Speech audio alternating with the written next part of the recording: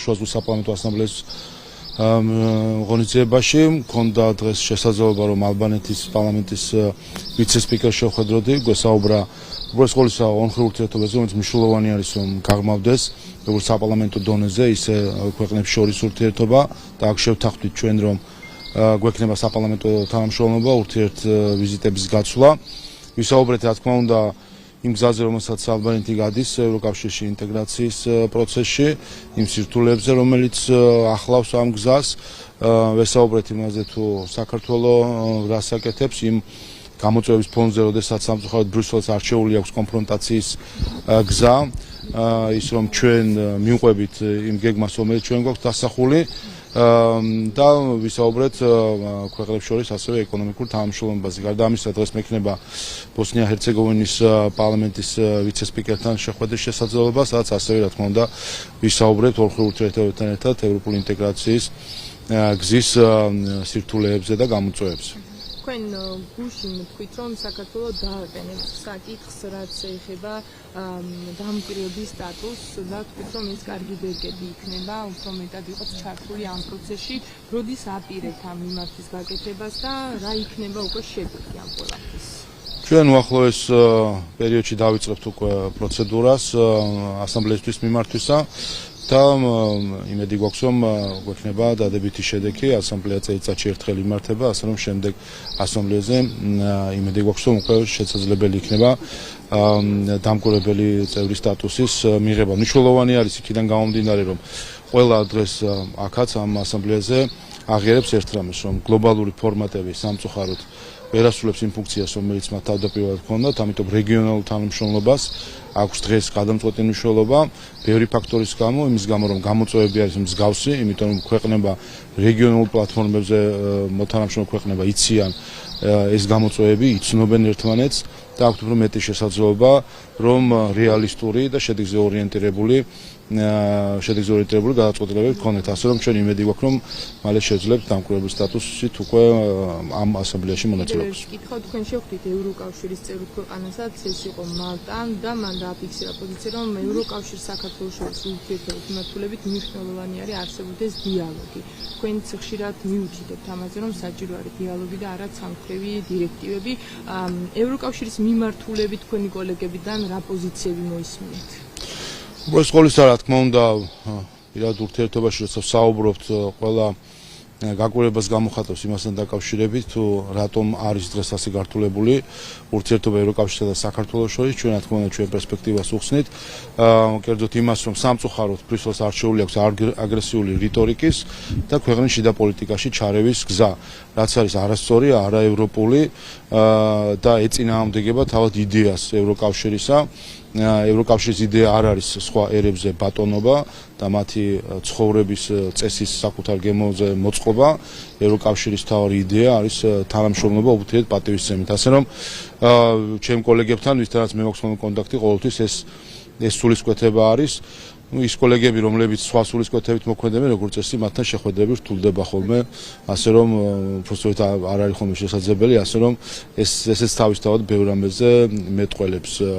ამ ფორმატში ხმელთაშუა ზღვის საპარლამენტო ასამბლეაში ხედავთ აბსოლუტურ კეთილგანწყობას საქართველოს მიმართ. ამ საკითხებზე ბატონო შევო თქვენ ყურადღება გაამახვილეთ თქვენის ვრცელ მიმართვაში, რომელსაც ჩვენ გავეცადით ევროკავშირის ერჩის მისამართით შეახსენეთ ტრანსმისი. გასული წლის განცხადებაც და ევროპის დღესთან დაკავშირებით თქვით, რომ ამ დღისგან გამარჯვების დღის გამიჩნდა არის მიუღებელი. რა გახდა ამ მიმართვის საფუძველი კიდევ ერთხელ და თქვენი მთავარი გზა შეიძლება რამე შეიცვალოს დამოკიდებულებაში? ის გახდა ის რაც ჩვენ შარშან ვიხილეთ, მე შარშანაც გქონდა ამაზე გამოხმაურება, რომ შარშან 9 მაისს ევროკავშირის საელჩომ ისე ჩაატარა ევროპის დღე, რომ ერთხელაც არ ახსენა ფაშიზმზე გამარჯვების დღე, ერთხელაც არ ახსენა 300,000 ომში დაღუპული ქართველის წვლილი, იმაში რომ დღეს საერთოდ აქვს შესაძლებლობა რომ ცხოვრობდნენ ორგანიზაციაში, რომელსაც ქვია ევროკავშირი.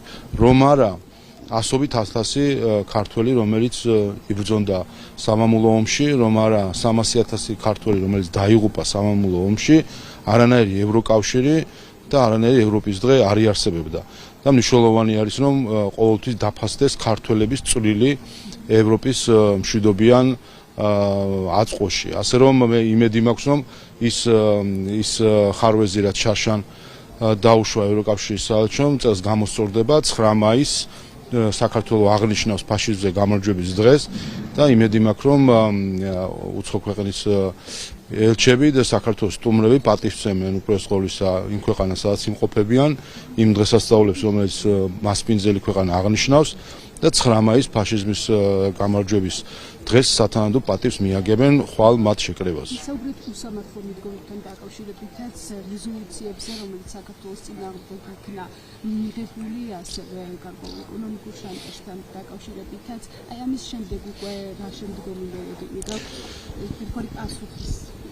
ნახოთ, მე მნიშვნელოვანი არის, რომ არა მხოლოდ ბრიუსელში, არამედ ყველა დედაქალაქმა მკაფიოდ იცოდეს, როგორ ხედავთ ჩვენ მომავალ ურთიერთობას. სამწუხაროდ ბევრი ინფორმაცია ბრიუსელის გავლით და ფილტრით მიდის სხვადასხვა დედაქალაქამდე, ამიტომ მე იმედი მაქვს, რომ ყველას მიწდება ეს სიტყვა. მნიშვნელოვანი არის, რომ შეწყდეს აგრესიული რიტორიკა ქართველი ხალხის და საქართველოს მიმართ. ეს არის მიუღებელი. შეწყდეს მავნე პოლიტიკა ქართველი ხალხის და საქართველოს მიმართ, ვინაიდან ესეც არის მიუღებელი და აფერხებს ყველანაირ დიალოგს. და გაუქმდეს ყველა ის უსამართლო რეზოლუცია, რომელსაც ასე ავი სიხარულით იღებს ხოლმე ევროპარლამენტი ქართველი ხალხის წინააღმდეგ და ეს არის ის გზა, რომელსაც ჩვენ თავაზობთ. აბა სხვა რა გზა ესახებათ, კონფრონტაციით უნდათ საქართველოს იძულება რაიმეზე, რა თქმა უნდა, გამორიცხული არის ასეთი მიდგომებით, შემდეგ კიდე შეინარჩუნონ პრეტენზია, რომ არიან ევროპული გაერთიანება. ასე რომ კიდევ ერთხელ ეს არის გზა იმისკენ, რომ ევროკავშირი დარჩეს ევროპული ღირებულებების ერთგული, სხვა შემთხვევაში ევროპული კავშირი მხოლოდ სახელით დღე იქნება ევროპული. 4 ოქტომბრის საქმეზე მსჯავრდებულებთან დაკავშირებით დაიწყო კამპანია და ამბობენ, რომ ისინი არიან პოლიტპატიმრები. რას ემსახურება ეს კამპანია და რეალურად რა არის ეს საქმე, რას მოიცავს 4 ოქტომბრის საქმე? რეალურად ეს არის მცდელობა დაიფაროს ის პოლიტიკური დანაშაული, რომელიც ბრიუსელმა ჩაიდინა საქართველოს წინააღმდეგ. 4 ოქტომბერი არის სრულად ბრიუსელის პოლიტიკური პასუხისმგებლობა. 4 ოქტომბრამდე მიმავალ გზაზე ჩვენ არაერთხელ ვაფრთხილებით ყველა იმ უცხოელს, ელჩი იქნება თუ პოლიტიკოსი, რომელიც დადიოდა სალომე ზურაბიშვილთან და მის პრეზიდენტის შტანდარტის ფონზე ფოტოებს იღებდა მასთან, ანუ ამით აქეზებდა სალომე ზურაბიშვილს და მის პოლიტიკურ ალიანსში მყოფ ადამიანებს, რომ მათ ასე ვთქვათ ცრუ პრეზიდენტობა არ დაეთმოთ. შემდეგ ვიხილეთ 4 ოქტომბრამდე რამდენიმე დღით ადრე, როდესაც ევროკომისიის პრესპიკერმა პირდაპირ მხარდაჭერა გამოუცხადა წინასწარ დაანონსებულ ძალადობას, ნეპალის სცენარს, რომელსაც ჩვენ დაგვიანონსეს 4 ოქტომბერს, ევროკომისიამ დაუჭირა მხარი. და თავად 4 ოქტომბერს ძალადობის მიმდინარეობისას, მაშინ როდესაც შტურმი მიდიოდა პირდაპირ ეთერში უყურებდა ყველა პრეზიდენტის სასახლეზე, ბრიუსელიდან გაისმა მხარდამჭერი ხმები. ამიტომ 4 ოქტომბრის ძალადობა, 25 დაშავებული პოლიციელი, პრეზიდენტ გადატრიალების მცდელობა არის სრულად ბრიუსელის პოლიტიკური პასუხისმგებლობა. ახლა ვხედავთ ჩვენ აგრესიულ კამპანიას, რომელიც ასევე დაფინანსებული არის იმ უცხოელებისგან, რომლებიც 4 ოქტომბერს გვიგეგმავდნენ და მცდელობა, რომ ის ჯგუფი, რომელიც საქართველოს მართლა ბნელ წარსულში დაბრუნებას აპირებდა, გაამართლონ და რაიმენაირად ესე ვთქვათ კამპანია შექმნან მათთვის უცხოეთში, თორე საქართველოში ვერაფერს დააჯერებენ, მაგრამ უნდა პლაკატები გააკრან ევროპარლამენტში და თქვან, რომ პრეზიდენტის სასახლეზე თავდასხმელები გმირები არიან. ის ვინც სამოქალაქო ომის ინსპირაციას აწყობს, სისხლისღვრა უნდა, ნეპალი უნდა, ხალხის ხეზე ჩამოკიდება უნდა, ადამიანის დახრჩობა და დატყვევება უნდა, ეს ადამიანები არიან გმირები. აი ეს არის ის ცივილიზაციური უფსკრული, რომელსაც ახლა მიაქანებს და მე ვნახე ბანერი ესტონური ორგანიზაციის საერთაშორისო გამჭვირვალობა, რომელიც ამბობს, რომ პოლიტიკური პატიმრები არიანო და მე მინდა საქართველოს კარგად იცოდეს, რომ ყველა ვინც აი ამ ორგანიზაციას საერთაშორისო გამჭვირვალობას აფინანსებს, არის საქართველოს მტერი. ეს უნდა გავიგოთ ჩვენ, უნდა ჩავეძიოთ ვინ აფინანსებს საერთაშორისო გამჭვირვალობას საქართველოს და გავიგებთ ვინ არის საქართველოს მტერი. როდესაც ჩვენ 90-იანი წლების დაბრუნების სცენარის გამართლებას ვინც ცდილობს და ვინც აფინანსებს, ის არის საქართველოს მტერი და სხვა არაფერი და ეს უნდა პირდაპირ ითქვას და ჩავეძიებით ვიცით რომ ოფისი ვნახეთ სადაც არის დარეგისტრირებული ეს ორგანიზაცია ის ხუხულა და ვნახავთ ცოტა ხანში გავერკვევით კიდევაც ვისი ფული იხარჯება საქართველოში სისხლის ზღვრის ინსპირაციისთვის. ძალადობისთვის დაკავებულებთან დაკავშირებით მინდა გკითხოთ, მათ შორის ჟურნალისტთა ძალადობასთან დაკავშირებით დაკავებულებთან ამ საკითხზე გითხრათ, როგორი არის სახელმწიფოს მიდგომა ამასთან დაკავშირებით და ეს იყო საკითხი, რაზეც ისმოდა ხშირად კრიტიკა, რომ არ ხდება ამ ფაქტების გამოძიება. გამოძიება მიდიოდა, პროკურატურა საუბრობდა იმ სირთულეებზე, რომელიც ამ გამოძიებაში იყო, როდესაც კი რა მომენტშიც პროკურატურა ჩათვალა, რომ იყო მყარი საკუთარ მტკიცებულებებში, შესაბამისი ნაბიჯები გადაიდგა იმისთვის, რომ გამოვლენილიყო ისინი, ვინც უფლებამოსილების გადაცილებით მოქმედებდნენ. ამავე დროს ჩვენ არ უნდა დაგვავიწყდეს რასთან ქონდა საქმე. ჩვენ ძირითადად ეს ეხება 2024 წლის დეკემბერში მომხდარ ფაქტებს და ჩვენ უნდა გავიხსენოთ უბრალოდ სკოლის რა გარემოება იყო. გარემოება იყო, რომ საქართველოში დაგეგმეს და დაიწყეს მაიდნის განხორციელება. თქვენ გახსოვთ, რომ საქართველოში ჩამოვიდა 7 ევროკავშირის 7 წევრი ქვეყნის პარლამენტის წევრები, კომიტეტის თავმჯდომარეები, რომლებიც გვესმოდა ჩვენ პირდაპირ მოწოდებები ხელისუფლების წინააღმდეგ და 7 კომიტეტის თავმჯდომარეები გახსოვთ, რომ პირდაპირ მაიდნისკენ მოუწოდა აგრესიულ ოპოზიციას და ჩვენ ვნახეთ თავდასხმა საქართველოს პარლამენტზე, მცდელობა პარლამენტის გადაწვისა, ძალადობა, პოლიციელებზე თავდასხმა, იცით რომ რამდენიმე პირი პასუხისგებაში არის მიცემული იმისთვის რომ აზიანებდა ადამიანებს მოლოტოვის კოქტეილით, ცოცხლად დაწვა უნდა და პოლიციელების ამ პირობებში უწევდა პოლიციელებს უპირველეს ყოვლისა ჩვენი ქვეყნის დაცვა. და მე მინდა კიდევ ერთხელ მადლობა გადაუხადო თითოეულ პოლიციელს, რომელიც იმ დღეებში იცავდა საკუთარ ქვეყანას მაიდნისგან, ძალადობისგან და თავდასხმებისგან, რომელიც სრულად გარედან იყო ინსპირირებული, წაქეზებული და ორგანიზებული. ამავე დროს, რა თქმა უნდა, ქვეყნის დაცვა გულისხმობს ასევე უმაღლეს პასუხისმგებლობას და მნიშვნელოვანი არის, რომ ამ პროცესში არ მოხდეს უფლებამოსილების გადამეტება და ამ ხრივაც ის ცალკეული ინციდენტები, რომელიც მაშინ ჩვენ ვიხილეთ, ითქვა კიდევაც, რომ ყველა ამ ინციდენტს სახელმწიფო სათანადოდ მიყვება და გამოიკვლეს და გამოავლეს, რაც მოხდა კიდევაც. ასე რომ ეს არის სწორედ მიდგომა ჩვენი სახელმწიფოსი, რომ კანონის უზენაესობა უნდა მოქმედებდეს ყველას მიმართ, შესაბამისად ნახეთ ამისი შედეგები. გვარამიასთან დაკავშირებით კითხავთ, ის ითხოვს ოპოზიციისგან კონკრეტული დღის წესების განსაზღვრას, საუბრობს იმაზე, რომ შესაძლოა ხელისუფლება ახლა ამერიკასთან ცდილობდეს გადატვირთვის პოლიტიკას, ამ მიზნით დააკავეს მოზალადეების სპეციალისტებს გულისხმობს და ის ითხოვს მათგან განმარტებას, რა პოზიცია იქნება თუ რიგარეში არჩევნები ჩაინიშნება და რა ხედვა აქვს 26 მაისის მათ მიერ დაანონსებულ აქციასთან დაკავშირებით. მე ერთ-ერთი მისი აზრიც მაინტერესებს, ეს არის რამდენიმე ელჩის აზრი. რას ფიქრობენ ისინი, ხელს ართმევენ თუ არა მათ, ვინც 26 მაისს ცდილობს, რომ კიდევ ერთხელ დაანონსოს ძალადობა. ამას ჩვენ მალე ვიხილავთ, ჩვენ ხვალ ევროკავშირის შეკრებაზე თუ ნახავთ იმ ხალხს, რომელიც 26 მაისს ძალადობას აანონსებს, რა თქმა უნდა, ეს იქნება უკვე პასუხი ჩვენს კითხვაზე, თუ ვინ დგას ამ ძალადობის, ამ მორიგი არეულობის ცდელობის უკან. ეს ერთი, მაგრამ მეორე, ამავე დროს ერთი რამე ვიცით ძალიან კარგად, რომ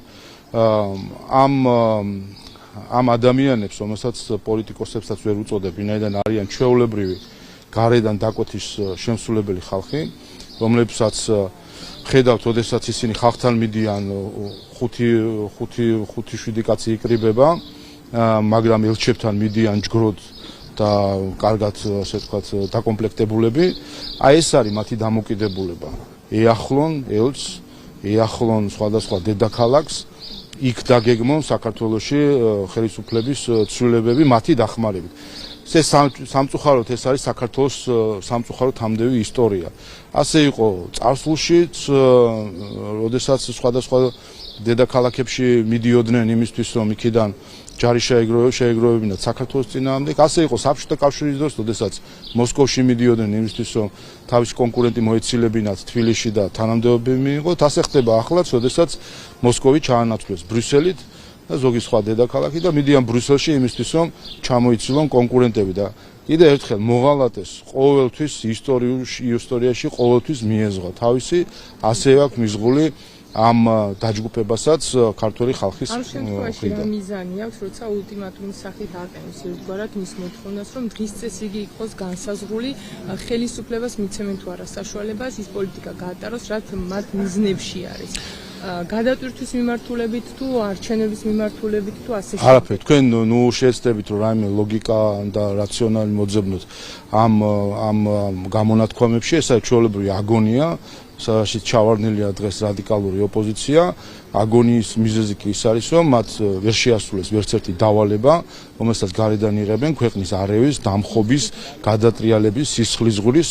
4 ოქტომბერის ჩაეშალათ, როცა უნდათ რომ საქართველოში ნეპალი და სისხლისღვრა მოეწყოთ და ახლა აქვთ მკაცრი გაფრთხილება მათი პატრონებისგან ქვეყნის გარედან, რაღაც გააკეთონ, მაგრამ კიდევ ერთხელ ქართულმა ხალხმა გასცა პასუხი ბევრჯერ უკვე რადიკალურ ჯგუფებს, რომელიც საქართველოს ეროვნული ინტერესების წინააღმდეგ მოქმედებენ.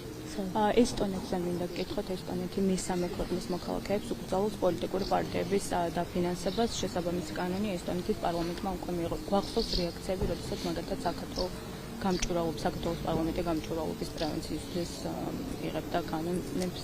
ეს რას გეუბნებათ ეს ფაქტი ბატონო შალვა? იმას გვეუბნება, რომ ესტონეთი ევროკავშირის წევრია და ახლა რა უნდა ვთქვათ, ახლა ისინი არიან არისტოკრატები, ჩვენ გლეხი ხალხი ვართ და არ გვაქვს უფლება რომ გქონდეს ის კანონები, რაც ჩვენ გვაქვს. სიამლეში რა თქმა უნდა ეს ხუმრობა სწორედ იმის მაჩვენებელია, რეალურად როგორი საერთაშორისო პოლიტიკასთან გვაქვს ჩვენ საქმე ევროკავშირის შიგნით. აი ასეთი ცინიზმი, ასეთი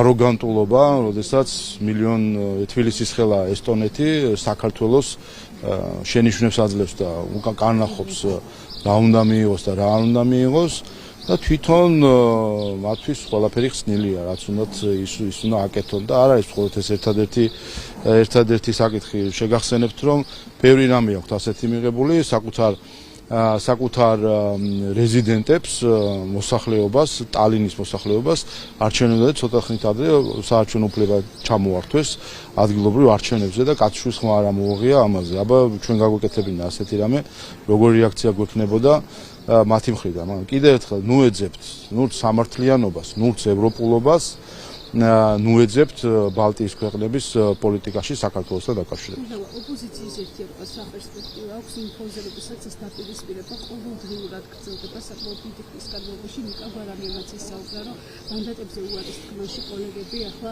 აი ამ პროცესის წარუმატებლად დასრულებაში მასა დანაშაულებენო. აი ეს დაპირისპირება რომ ყოველდღიურად გრძელდება და თან ერთიანობას ისაუბრებენ, გეგმავენ აქციას. აი ამ ფონზე როგორ ამოგვიყვება ამ პროცესს, რა პერსპექტივა აქვს?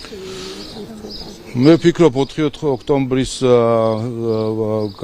ძალადობრივი გადატრიალების საქმეზე განაჩენის შემდეგ ჩვენ სიტყვა ერთობა რადიკალური ოპოზიციის მიმართ პოლიტიკური ლექსიკონიდან უნდა ამოვიღოთ. ეს არის დანაშაულებრივი ერთობა, დანაშაულებრივი გაერთიანება, რომელიც მოქმედებს საქართველოს წინააღმდეგ. ასე რომ დღეს ჩვენ ამ დაჯგუფებების სახით გვაქვს დანაშაულებრივი გაერთიანება, რომელიც ცდილობს საქართველოს დაზიანებას.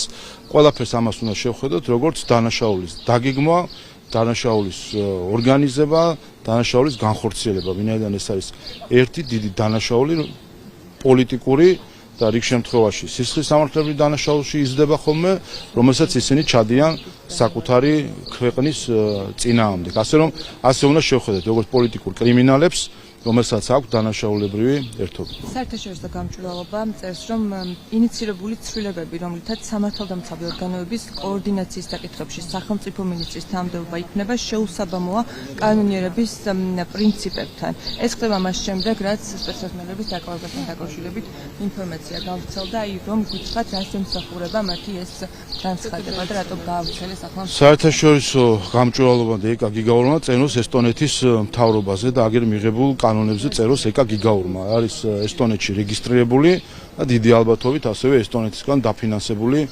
ადამიანი, რომელიც თანხას იღებს უცხოეთიდან იმისთვის, რომ დააზიანოს საქართველოს. ასე რომ წეროს ესტონეთზე საქართველოსთან დაკავშირებით მისი აზრები უინტერესოა, ვინაიდან ცნობილია პირდაპირ, რომ ეს არის უცხოური დაკვეთა ქვეყნის დასაზიანებლებად. ეს სინამდვილეში ჩვენ გვიადვილებს ბევრი რამე საქმეს, ამდენჯერაც ვნახავთ ეკა გიგაურის მოსაზრებებს, იმდენჯერ უნდა მივხვდეთ, ეხლა რა მავნებლობა აქვს ჩაფიქრებული, რომელიღაცა უცხოელს, ვინაიდან სწორედ მათი რუპორები არიან, გამჟღავნებული რუპორები არიან საქართველოში. ბატონიშალოს შაბათს გაფართოებული კრებაწმინდა სინოდი საქართველოს 152 პატრიარქს აირჩევს. რამდენად მნიშვნელოვანი პროცესია ჩვენი ქვეყნის ისტორიაში?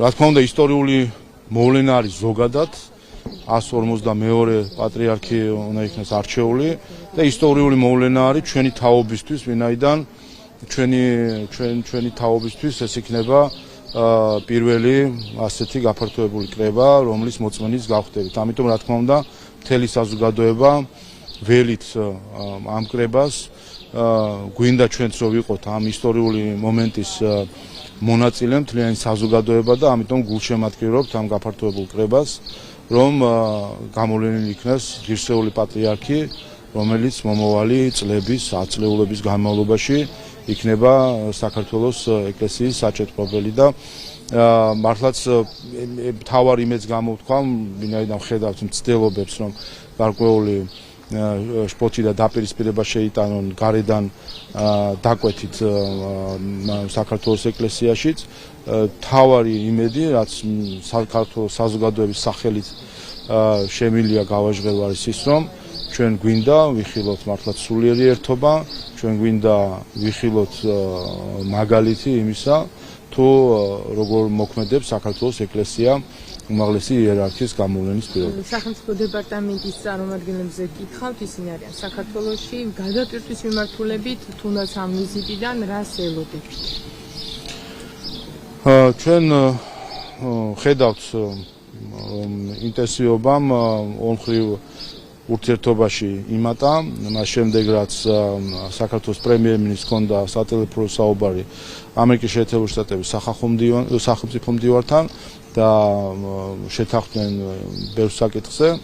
ამიტომ ხედავთ ჩვენ ახლა უკვე კონკრეტულ ნაბიჯებს იმისთვის, რომ ერთმანეთს ვესაუბროთ იმაზე, როგორ ხედავთ ჩვენ პარტნიორობას და პარტნიორობის საერთო მომავალს. ჩვენი პოზიცია ცნობილი არის ამერიკის შეერთებული შტატებისთვის.